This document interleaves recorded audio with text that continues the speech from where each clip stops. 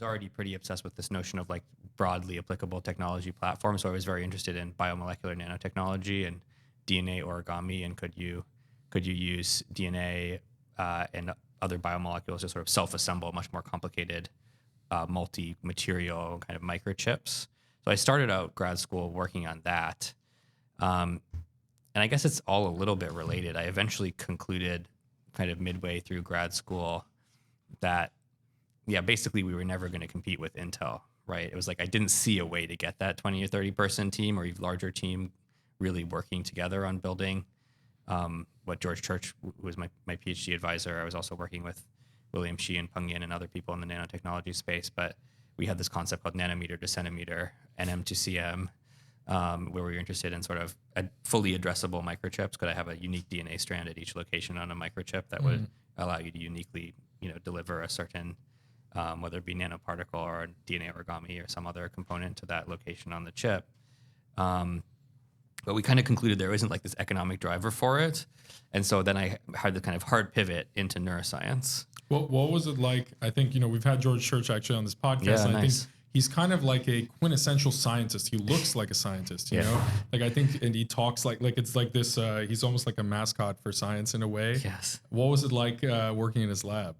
It was fantastic. I mean, it really was. Every time I would come to him and I would say, I'm thinking about doing X experiment, he would say, okay, great, but here's some ideas for how you might make that 1 million times more scalable or more ambitious. What if you multiplex this by a factor of 1,000? What if we work with this company? What if we did this big collaboration? And so that was very much encouraging of my like trying to think on a scale that wasn't really something that I wasn't that fantastic an experimentalist. Maybe with different training or something, I could have gotten better at it, but. I very much felt limited by what I could do individually. George was like very encouraging of big visions, bigger projects, bigger collaborations. And he had a ton of insight into the experiments. He was proposing lots of specific stuff. He's very, very in the weeds and really prioritized working with the students, even though he had like 100 people affiliated with the lab. Like the thing he would prioritize rather than meeting with like he really scaled his lab. Yeah. So I mean, and those were not all like directly under his supervision. Some of those were affiliates of different kinds, but he really would prioritize like meeting with that new grad student like over some important business meeting or something like that. So it was really fantastic in those ways. It was also so cross-disciplinary that we sort of had to invent a lot of stuff for ourselves, right? Basically, depending on which postdocs were floating around and what people were interested in the lab, it was just a completely different lab, even from like some number of months to some other number of months. It wasn't even really a lab that was doing that much in neuroscience. And so the angle that we started out with in neuroscience was, okay, we were interested in these transformative tools, platforms. How do you make neural recording 100 times more, 1,000 times more cheaper, scalable? And when you say neural recording, do you mean like brain computer interface, or like taking a dead brain and figuring out what the connections are, or like it ended up being both, and I've ended up over the longer term having even more interest in the dead brain circuit mapping, which maybe we can come back to because one of the first FROs is working on that. But at the time, this was like around 2012, 2013 era, and this was the beginning of what became the Obama administration Brain Initiative. And George and a number of other people had been involved in sort of the precursor of what became the Obama administration Brain Initiative, was actually a white paper about something that was called the Brain Activity Map Project, or BAM, which actually came about from meetings that the Kavli Foundation had organized, bringing together, they had funding in nanoscience and they had funding in neuroscience, and they brought together nanoscientists and neuroscientists and said, okay, what are the big kind of grand challenge problems? And some of the neuroscientists came up and said, well, right now we can record the electrical signals, the kind of real-time activity traces, from the order of sort of hundreds to thousands of neurons. Even a mouse brain has 100 million neurons. And so there's a big architectural question of how would you sort of scale it up. And so the nanoscientists were saying, oh, well, maybe we could contribute to this. Ultimately, those discussions actually in a really meaningful way led to what became the Obama administration Brain Initiative, billions of dollars in funding for sort of neurotechnology tooling tools, techniques, technologies for neuroscience. From the perspective of where I was sitting in the church lab with the sort of biomolecular nanotechnology and physics background, not really as an actual practicing neuroscientist. I had never actually stuck electrodes into a rat brain or something like that.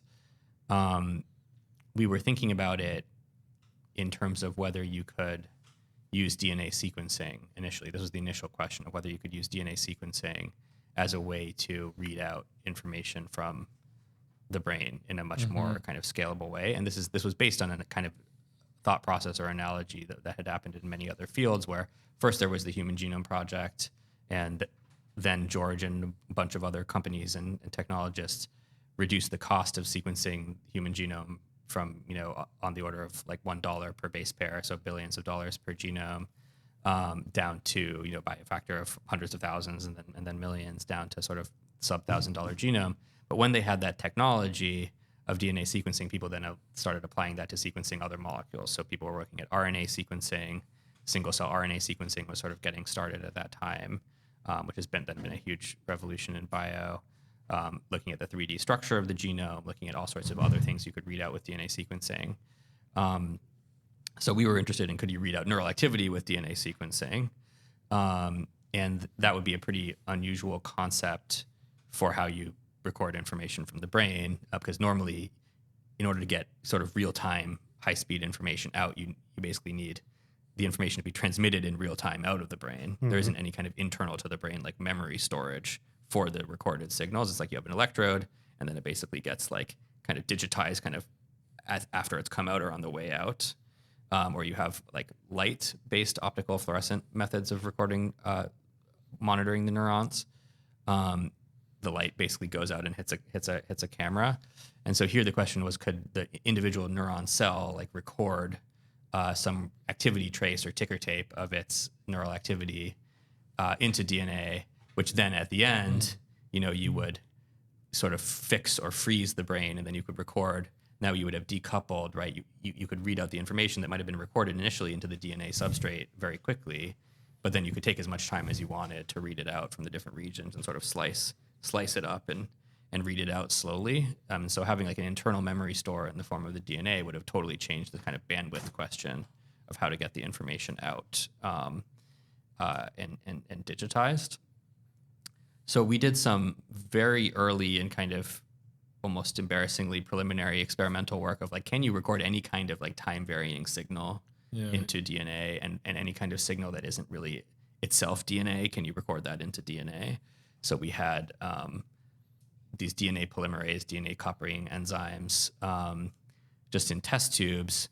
And depending on the concentration of different ions in the test tube, we were working on calcium, and we got sort of weak results, and initially kicked off some collaborations to do recording of the calcium ion concentration. That's something that's relevant for neurons, that their calcium concentration changes when they fire. But there were other ions like manganese that could much more easily affect the DNA polymerase. So we would make these kind of time traces of high manganese, low manganese, high manganese, and then the DNA polymerase would be copying as this ion concentration was changing. And could we then read out from the sequence that way it went high, low, high, and so on. So it's sort of very preliminary, just few bits of information of kind of recording ion concentrations. So what happens to DNA in the calcium-enriched environment? Yeah, well, what was happening is that the DNA polymerase, the copying enzyme, has a certain error probability. So normally, and when it's talking about copying the DNA of a human cell or of bacterium, the error rate is incredibly low, and it has lots of proofreading that's involved in that. But there are actually some DNA polymerases that are involved in other biological processes. Like if there's some radiation that actually mucks up a piece of DNA, there's a polymerase that needs to be able to copy past the kind of chemical lesion that gets created. So these lesion bypass polymerases, and those ones can have much higher error rates. They just want to put any base of DNA in so that they can get past that lesion and keep that the process can keep going.